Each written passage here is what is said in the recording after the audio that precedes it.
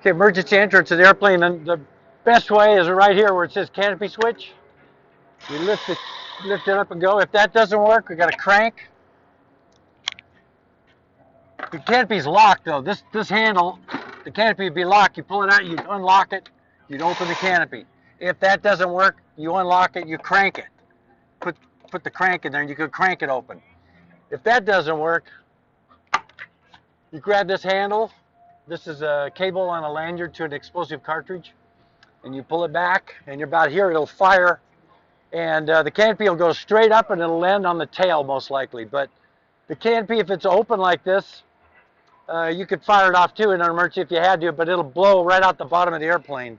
So it's designed to shoot, unlock the canopy and open it from a closed position. So I'd suggest if you come to the airplane, that's the best way to get in there is to crank it open.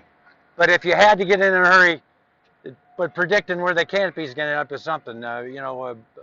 We've seen it on testing and filming that it'll land on the tail because it blows back. But if the wind's blowing, who knows? That's a big, heavy canopy. Okay, so fire. If it's on fire, there's these plenum doors right here that suck in. But you can push them down and squirt your fire extinguisher in there. Or wherever the fire is, the jet air inlets are right in here. If the engine's running, you could just hose it down in there, but it'd probably kill the engine. Or literally up the tailpipe. You know, of course, if it's on fire, there's no restrictions. Do whatever you have to do. Right. Okay, this airplane is one of the later CT-133 airplanes, and it has a late model seat in it. And emergency extraction, the first thing you do is come up here and cut these two lines, and then the seat will not catapult. The initiators can go, the canopy can still be fired. The handle for the canopy is down here, which is this handle right here, and it has a safety pin in it at this time, but the safety pin would be stored. But if you pulled this handle up, it would blow the canopy off. This is the seat handle. If you lift this handle up, it'll blow the canopy off. And then if there's a trigger right there, that's how you get out of the airplane. But in the case, like I say, if you cut those cables that we just showed you back there, the seat will not fire.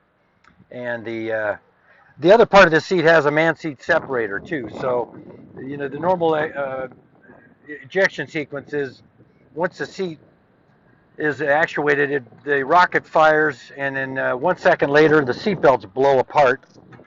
And then there's a man seat separator that throws the parachute and the pilot out. But, you know, like in a rescue, here's how you get the seat belt off. You lift this lever over, you pull that up, everything falls apart.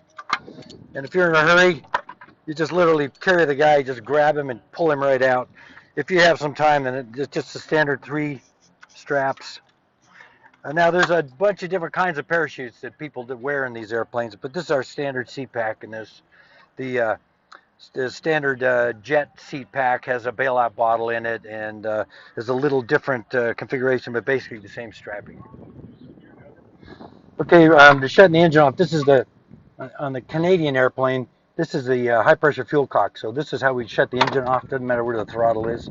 The throttle is idle in this case, but this is high pressure fuel cock that shuts off the fuel, shuts the engine. This is an emergency shut-off valve, electrically actuated. So it doesn't matter what any of these handles are. If you flip that, it just cuts the fuel off to the whole engine compartment.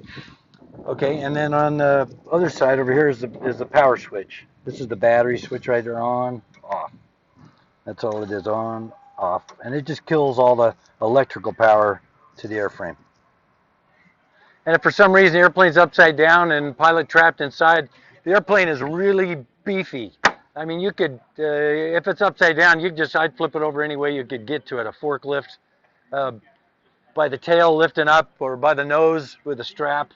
It's not fragile at all. I mean, airplanes were, you know, built 500 knot tough 1950s version. So there's rivets every quarter of an inch practically.